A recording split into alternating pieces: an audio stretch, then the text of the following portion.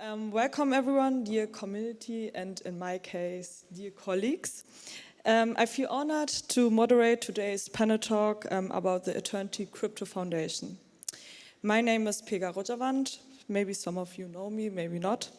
I'm a developer and part of the foundation team. I have been following the whole project and growth of the Eternity ecosystem since the very early beginning.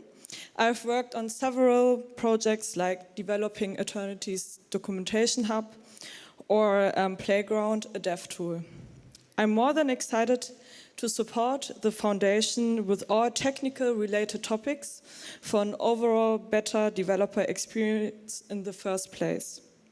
So after my little introduction, I kindly ask you now, my dear colleagues, to introduce yourself. So maybe you can start. Is it working or? That's always the first question. Is this thing on? Oh, yes. Yes. Okay. Good. Yeah. Thank you very much for being here, and thank you for inviting me. I'm Sascha. I'm part of the council of the foundation, based in Liechtenstein, born there, raised there, and that's almost it. So I'm a based trustee or trained trustee in my past, and that's almost it. It's not much, but thank you very much. You will hear more later. I have my phone, thank you. I actually think it's really important to have you in the team, and it's also not random. If you run a foundation and you want to play by the rules and really make this a long-term thing, then your knowledge is deeply needed, and this is why I think your seat is very important in our team. I joined the project from the very beginning in an operational role, and actually later, I must say, I think the whole project got technically very, very solid after several upgrades, with the next one following very soon.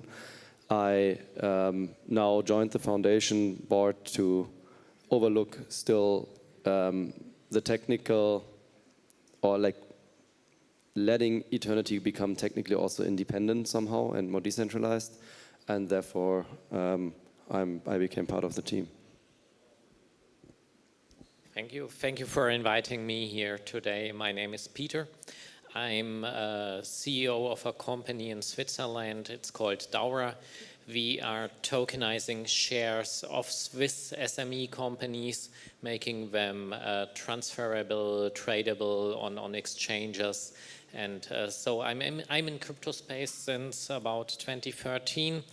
And I've already done some research projects in the crypto valley with a university in Lucerne, worked with a government in Liechtenstein on the new blockchain act that hopefully will come into place on 1st of January.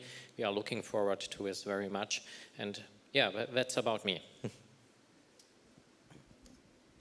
Thank you very much for the introduction. And so, ladies first, Marion, can you tell us a bit more about what were the intentions of establishing the Eternity Crypto Foundation? Yes, thank you very much for the question. So the intentions were in the beginning that, so there were definitely a few ones. So the first one was probably that we really want to set attention to having a charitable entity, basically, because open source technology is a public good in our point of view. It's for everyone available, and we wanted to make it basically shine in the right light.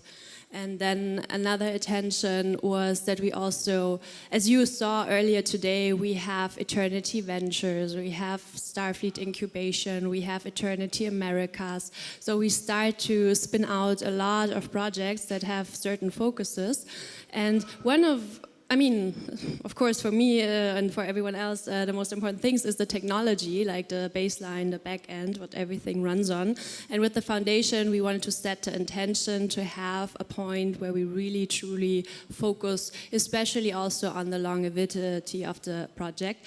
And yeah, we put certain things in place for that. So we, for example, had the BRI voting in the past. I think we maybe talk about this a little later. I don't know. Let's see. I don't want to go too deep into this, but with the BRI, we can support the technology for years to run. We can support the developers that actually build on that and can give out donations and grants to them. And I think these two factors are like the base intention to really have a foundation for the tech. Yeah. So, Emin, Marion briefly mentioned what the foundation's purpose is. Can you please give us some further information on what the foundation focuses when it comes to supporting open source development in general? Yeah, open source development in general also, I mean, I think it's important to say that literally all code, and everything that gets built and published is open and freely available and a public good. But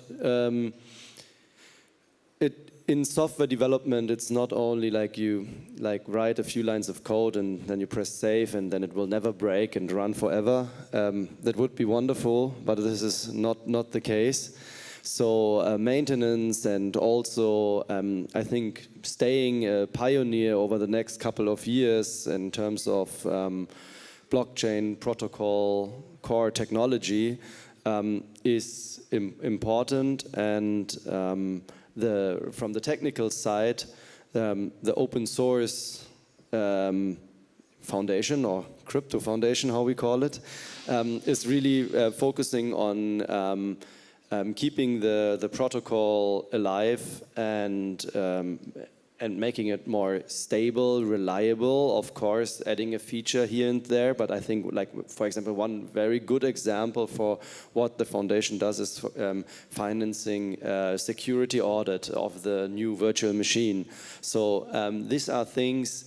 Of course, if you have if you're intensively using a technology and you're dependent on it, you might contribute for it for free.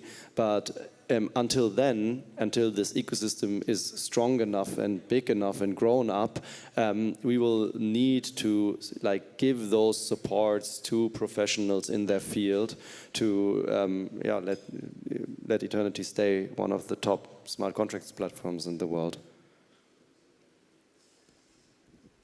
So, Sascha, being part of a crypto foundation is probably not daily business of a trustee in Liechtenstein, right?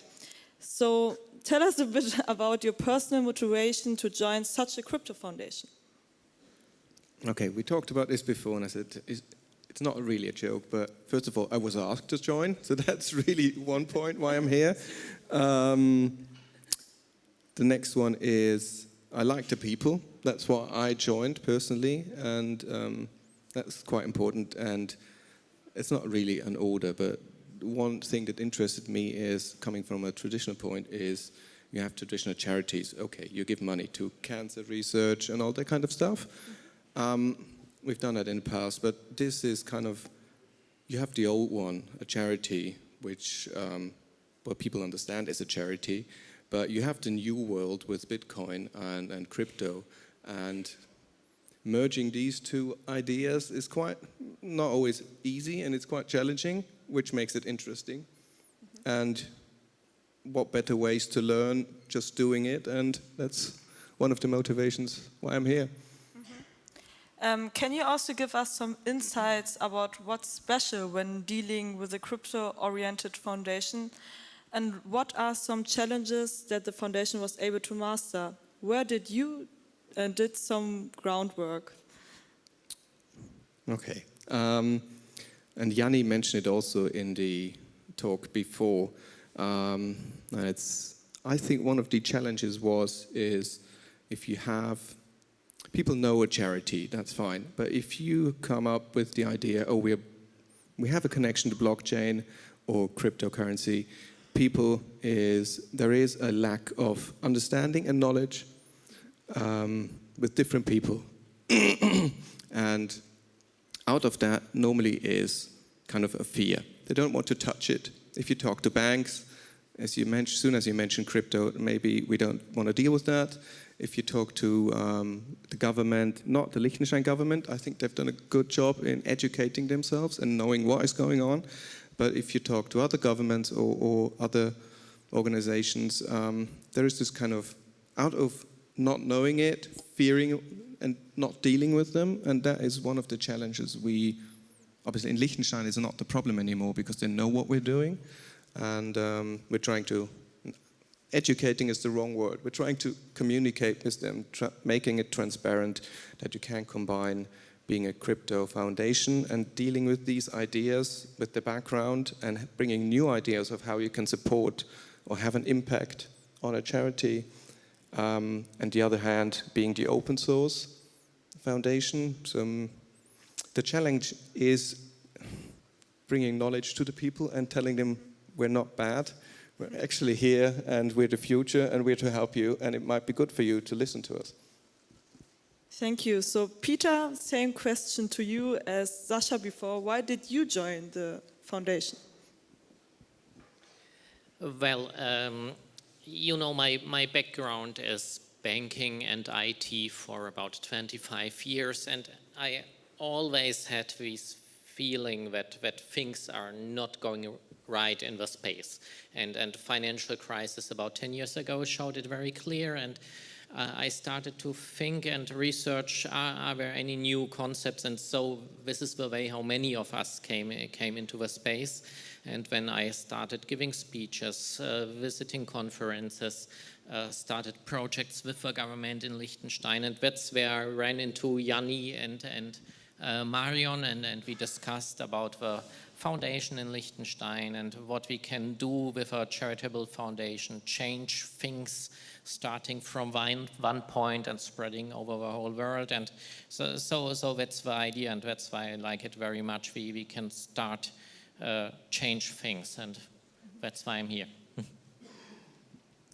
Change is a really good word now for the next question. So give us your opinion. How does the Eternity Crypto Foundation make a difference in the world?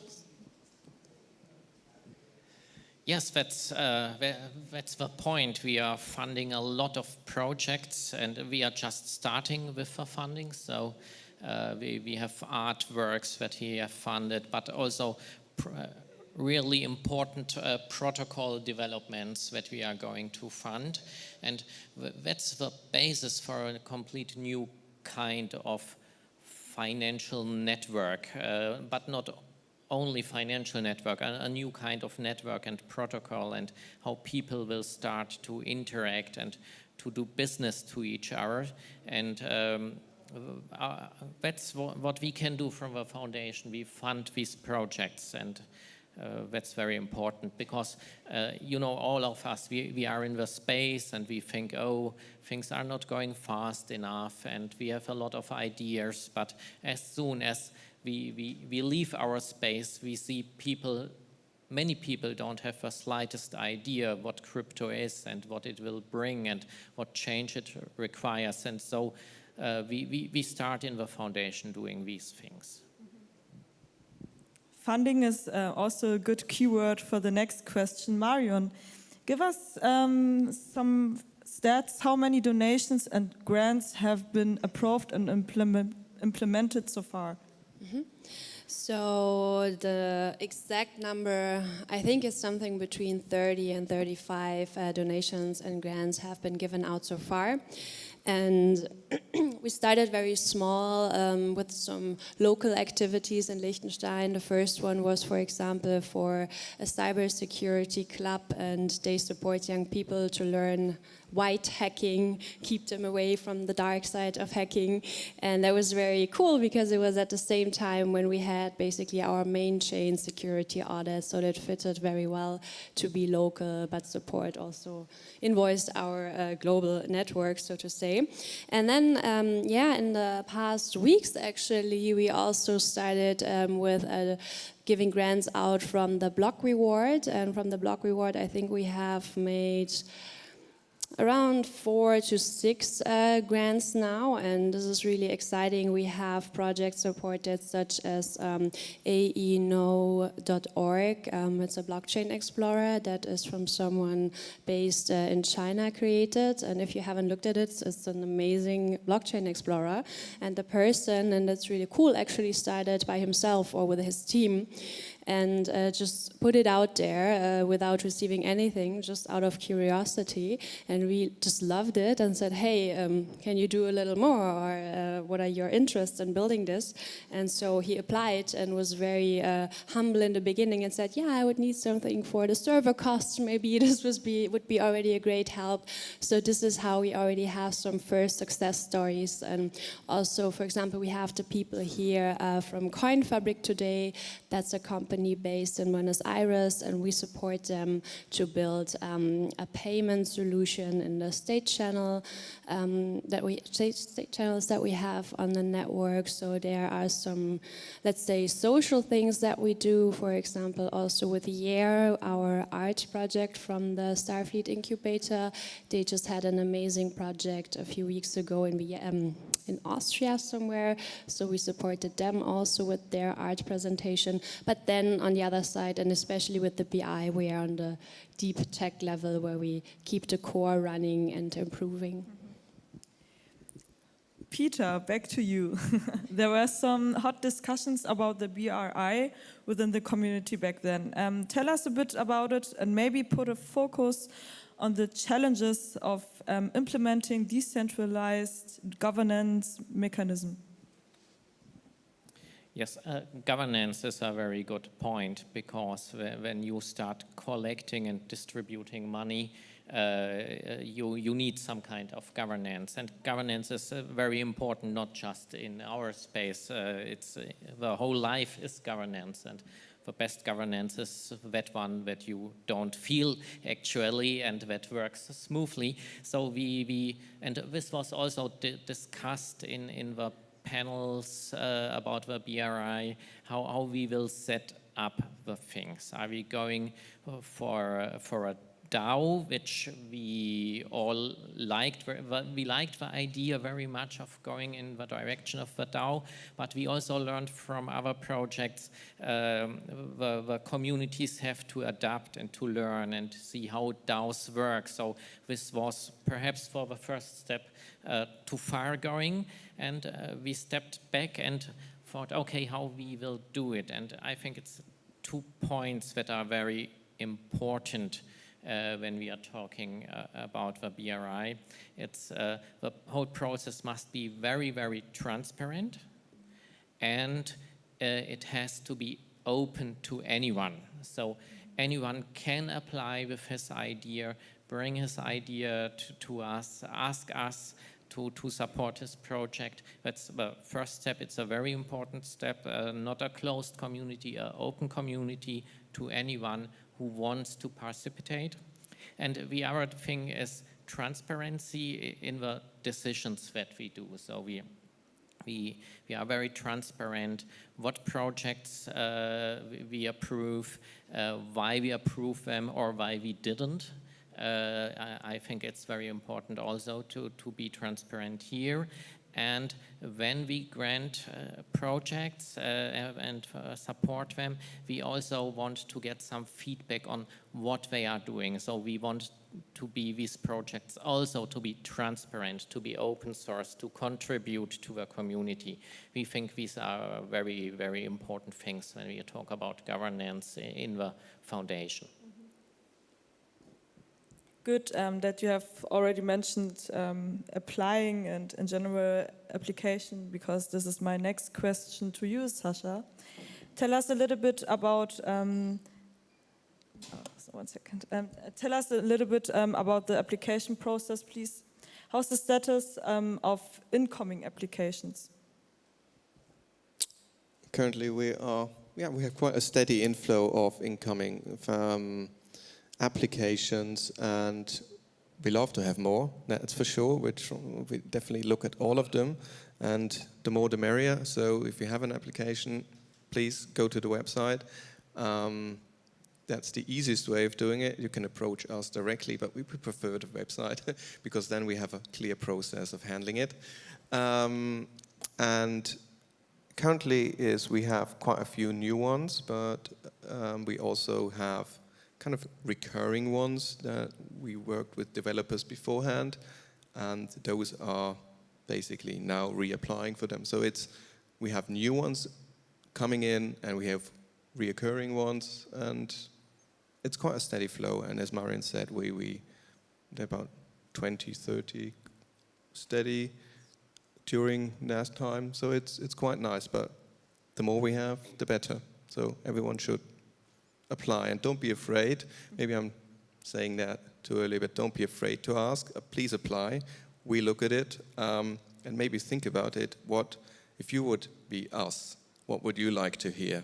And what would you like to see as a small tip on how you apply and what kind of information you give us? Because it makes our life easier, and we're really looking forward to help you and support everyone.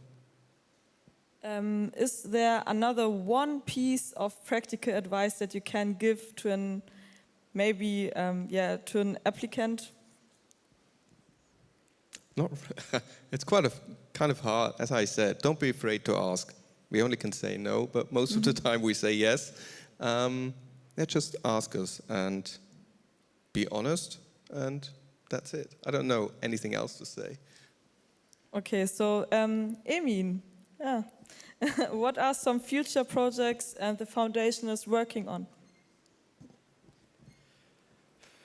So, I mean, the foundation itself doesn't have a super big team and that can operate and work. It's more that we're really looking for suggestions and advice from within the whole community. So, especially when it comes to development, sometimes things get like really, really nerdy. And then, of course, also, even if we sit together for like a week or a month, we will not learn 20 years of experience in the Erlang space. So what we do also a lot is listening to people from within the community, having volunteers basically giving advice, talking with them.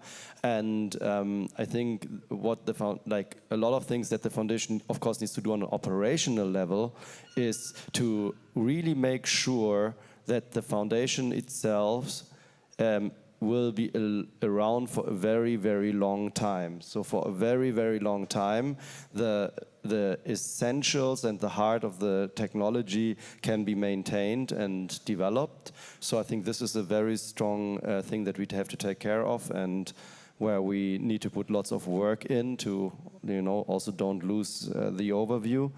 But when it comes to what exactly this foundation will do, then we are extremely dependent on the incoming applications also, like Sascha already mentioned. Okay, thanks to all. I hope you all got a better insight about us, about the work we are doing, and that we are really happy, and we also need your help and good applications to make this everything working better and smoother, and for ongoing growing ecosystem. So this is where you can find further information, and we have plenty of contact points for you, for example, via this email address, our Telegram channel, or even forum. Forum is also always a very welcome place, and whenever you have any kind of questions. And if you want to apply, please go directly to the website, and where you will find the application form. It's very obvious, so you will find it easily. And thank you very much, and I wish you a great conference. And yeah, thank you. Are there any questions from the audience? Are there any questions from the audience? Fine. So just reach out to us. We are also running around here, and send people to us that you meet that want to talk to us. Thank you. Thank you.